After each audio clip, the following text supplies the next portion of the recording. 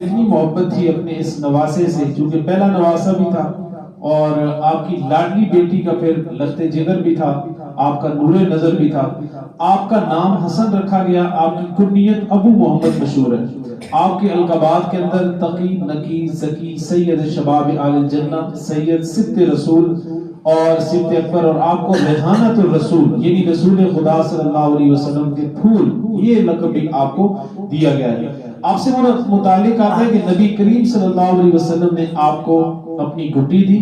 اور اس کے بعد اپنے لعاب دہن کی گھٹی آپ کو عطا فرمائی، اور آپ کے کان کے اندر اذان دینے والی ہستی کون ہے جی؟ رسول پاک صلی اللہ علیہ وسلم۔ جس نواسے کو گھٹی رسول پاک صلی اللہ علیہ وسلم اپنے مبارک لعاب سے دیں، مجھے یہ بتائیں کہ پھر اللہ تعالیٰ نے اسے کتنی عظمت عطا فرمائی ہوگی۔ تو اس تناظر کے اندر امام احمد رضا خان فاضل بریلی رحمہ آپ نے فرمایا کہ شہد خار لعاب زبان نبی، چاشنی گیر عصمت پہ لاکھوں سلام۔ حضرت امام حسن مجتبی کی زبان مبارک کے لعاب کو شہد کی طرح چوستے تھے اور رسول پاک صلی اللہ علیہ وسلم کی پارسائی کی مٹھاس پانے والے تھے، ان پہ لاکھوں سلام۔ عقیقے کی باری آئی، نبی کریم صلی اللہ علیہ وسلم نے ان کے عقیقے کے اندر 2 دمبے ذبح کیے۔ آپ کا جو نام حسن رکھا گیا، اس کی ایک وجہ یہ بھی بتائی گئی ہے کہ حضرت علی المرتضیٰ رضی اللہ تعالیٰ عنہ سے پوچھا گیا کہ آپ نے ان کو کیا ان کا نام رکھا ہے؟ آپ نے فرمایا میں نے اس کا نام حرب رکھا ہے۔ اس وقت چونکہ جنگوں کا زمانہ تھا تو شاہ سوار، جنگجو، جنگ کے اندر لڑنے والے بہادر لوگوں، بہادروں جیسے نام رکھے جاتے تھے۔ تو آپ رضی اللہ تعالیٰ عنہ نے جو آپ کا یہ نام رکھا، یہ جنگ سے متعلق تھا، جنگجو، جنگ کے اندر بہادری کے اپنے جوہر دکھانے والا حرب۔ لیکن آپ صلی اللہ علیہ وسلم نے فرمایا نہیں، یہ حرب نہیں ہے بلکہ یہ حسن ہے۔ اور ایک روایت یہ ملتی ہے کہ حضرت علی نے جب یہ کہا نا کہ میں نے اس بچے کا نام حرب رکھا ہے، تو تھوڑی دیر کے لیے رسول پاک صلی اللہ علیہ وسلم خاموش ہوئے، یہاں تک کہ حضرت جبریل امین تشریف لائے اور عرض کی کہ اللہ تعالیٰ کی طرف سے سلام ہو، اور اللہ تعالیٰ کی طرف سے یہ پیغام آیا ہے کہ اپنے اس بچے کا، اپنے اس نواسے کا نام آپ حسن رکھیں۔ تو یہ بڑا مبارک نام ہے، اپنے بچوں کے نام حسن رکھا کریں، یہ بڑا عزت والا نام۔ اس کے معنی کے اندر خوبصورتی، جمال، حسن، اچھائی، بڑائی ہے۔ اگر حسن کو احسان سے بھی مشتق کیا جائے تو اس کے اندر بڑائی کے معنی ہے، کیونکہ سورہ النساء کے اندر ہے وَمَنْ أَحْسَنُ دِينًا مِمَّنْ أَسْلَمَ وَجْهَهُ لِلَّهِ وَهُوَ مُحْسِنٌ۔ اس سے بہتر کون ہے جس نے اپنا چہرہ اللہ کے لیے جھکایا اور وہ نیکی کرنے والا ہو۔ حضرات گرامی قدر، یہ وہ مبارک ہستی ہے کہ جن سے متعلق آتا ہے کہ حضرت امام حسن نے ایک سے زیادہ نکاح کیے۔ مختلف اوقات کے اندر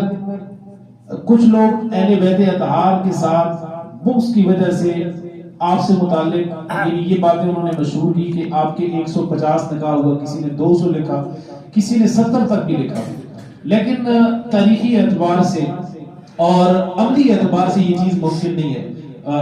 متفقہ روایات کے مطابق آپ کے نکاح میں رہنے والی کل ازواج کی تعداد 10 کے قریب ہے۔ آپ کی زوجات کے اندر خولہ بنت منصور، ام بشر بنت ابن مسعود، ام اسحاق بنت طلحہ جیسی ازواج آپ کی مشہور ہیں۔ آپ کے جو شہزادے ہیں، بیٹے ہیں، ان کی تعداد 15 اور صاحبزادیوں کی تعداد 8 ہے۔ تو اگر 150 نکاح کہا جائے یا 200 لکھا جائے تو یہ ایک تو آپ کی 47 سال کی زندگی کے اندر ممکن نہیں ہے، دوسرا یہ کہ اتنی زیادہ ازواج ہوں تو پھر ایک دوسرا اعتراض لگتا ہے، وارد ہوتا ہے کہ کیا آپ پھر اتنی ازواج کو اگر آپ نے پھر ظاہری بات ہے طلاق کا تصور بھی آئے گا کہ ایک وقت کے اندر تو 4 بیویوں کی جو ہے وہ اجازت تھی تو 150 یا 200 گئے، تو یعنی ایک نبی پاک صلی اللہ علیہ وسلم کے خاندان کی طرف ایسی بھی بات منسوخ کرنا کہ انہوں نے اتنی زیادہ طلاقیں دی، یہ بھی ایک چیز جو ہے وہ سمجھ سے بھی بالا تر ہے اور یہ ان کی طرف ایک تہمت ہے۔ آپ کی جو صاحبزادیوں کی تعداد 15 اور صاحبزادیوں کی تعداد 8 ہے، جو کہ ممکن نہیں ہے۔ 150 نکاح ہو تو 15 بچے اور صرف 10 بیٹیاں نہیں ہوتی۔ اس کے بعد حضرت امام حسن مجتبی کی جو ہے وہ 5 صاحبزادیاں تھیں۔ فضائل اور مناقب کو اگر دیکھیں، رسول پاک صلی اللہ علیہ وسلم آپ کو اپنی گود میں بٹھاتے، اپنے سینے سے لگاتے، اپنی مبارک چادر کے اندر، اور جنتی نوجوانوں کا سردار آپ نے فرمایا، اور اپنے صاحبزادے کو آپ صلی اللہ علیہ وسلم نماز کی حالت میں بھی بعض اوقات یہ آتے اور آپ کے ساتھ لپٹ جاتے، آپ سجدے کی حالت میں جاتے، آپ کی جو ہے وہ کمر کے اوپر آ کے بیٹھ جاتے۔ تو اتنا زیادہ پیار آپ کے اس شہزادے کے ساتھ آپ کو تھا۔ آپ صلی اللہ علیہ وسلم نے فرمایا کہ میرا یہ بیٹا، ایک خوشخبری آپ نے دی اور فرمایا کہ لوگوں میرا یہ بیٹا ایک وقت آئے گا کہ اس کی بدولت مسلمانوں کی 2 بڑی جماعتوں کے اندر اللہ تبارک و تعالیٰ کے حکم سے یہ صلح کرائے گا اور مسلمانوں کے بہت بڑے گروہ کو یہ خون ریزی سے بچائے گا۔ یہ بات کے اندر آپ کی زندگی کے اندر ہوا جب آپ نے خلافت کو چھوڑا اور جب خون ریزی کا معاملہ آ رہا تھا تو آپ نے مسلمانوں کی اس انتشار کو خون ریزی سے بچانے کے لیے آپ نے کہا کہ میں خلافت سے دستبردار ہوتا ہوں۔ اس سے متعلق بھی آگے روایات موجود ہیں۔ آقا کریم صلی اللہ علیہ وسلم نے اپنے صاحبزادے سے متعلق بے شمار حدیثیں بتائی۔ ایک روایت جو بڑی مشہور ہے کہ ایک مرتبہ رسول پاک صلی اللہ علیہ وسلم اپنے اس نواسے امام حسن کو اپنے کندھوں کے اوپر سوار کر کے لے کے جا رہے تھے۔ کوئی دیکھنے والا دیکھ رہا تھا اور اس نے کہا نعم المرکب رکبت یا غلام، یعنی اے صاحبزادے تیرے لیے مبارک ہو کہ تجھے اللہ تعالیٰ نے کتنی اچھی سواری عطا فرمائی ہے، کتنی اچھی سواری ہے۔ رسول پاک صلی اللہ علیہ وسلم جیسی سواری تجھے اللہ نے عطا فرمائی ہے۔ تو رسول پاک صلی اللہ علیہ وسلم نے یہ سنا تو فرمایا وَنِعْمَ الرَّاكِبُ هُوَ، فرمایا یہ بھی دیکھو نا اللہ نے سوار کتنا اچھا بنایا ہے، سواری اچھی ہے تو سوار بھی کتنا اعلیٰ ہے، وہ بھی کتنی عظمت والا ہے، کتنی فضیلت والا ہے۔ حضرت سیدنا ابو بکر رضی اللہ تعالی عنہ فرماتے ہیں کہ رسول پاک صلی اللہ علیہ وسلم نے فرمایا کہ حسن دنیا کے اندر پھولوں میں سے ایک میرا پھول ہے، یہ جتنے بھی میرے پھول ہیں ان پھولوں میں سے پھول ہے۔ آپ صلی اللہ علیہ وسلم نے پھر فرمایا کہ مجھے اپنے اس بیٹے سے بڑی محبت ہے، اور روایات میں آتا ہے کہ آپ رضی اللہ تعالیٰ عنہ کو اللہ تبارک و تعالیٰ نے یہ مقام عطا فرمایا کہ رسول پاک صلی اللہ علیہ وسلم کی جو سینہ مبارک ہے، آپ کی ناف مبارک ہے، یہاں سے اوپر کا جو حصہ تھا یعنی شکل مصطفیٰ صلی اللہ علیہ وسلم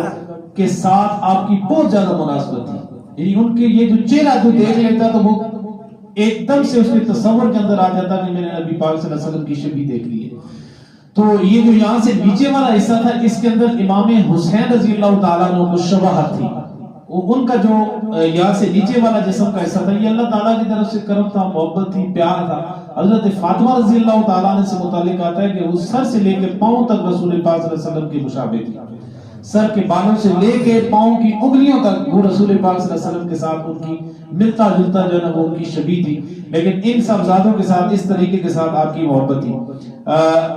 اسی طرح سے آقا کریم صلی اللہ علیہ وسلم نے ان کی یہ شباہت جو تھی، اس شباہت سے متعلق ہدایت کے بخشش کے اندر اعلیٰ حضرت نے لکھا، کہا کہ معدوم نہ تھا سایہ شاہ ثقلین، اس نور کی جلوہ گاہ تھی ذات حسنین، تمثیل نے اس سایہ کے 2 حصے کیے، تمثیل نے اس سایہ کے 2 حصے کیے، آدھے سے حسن بنے آدھے سے حسین بنے،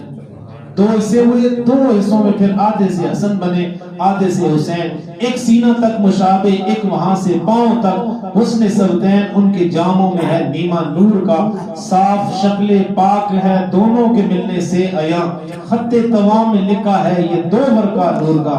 اور شہزادہ اعلیٰ حضرت فرماتے ہیں کہ ذات حسن حسین ہے عین شبیہ مصطفیٰ، ذات ہے ایک نبی کی، اور اسی یہ ہیں اسی کے دونوں نام۔ آقا کریم صلی اللہ علیہ وسلم ان دونوں کو پھولوں کو سونگا کرتے تھے اور ان سے محبت کیا کرتے تھے اور پیار کیا کرتے تھے۔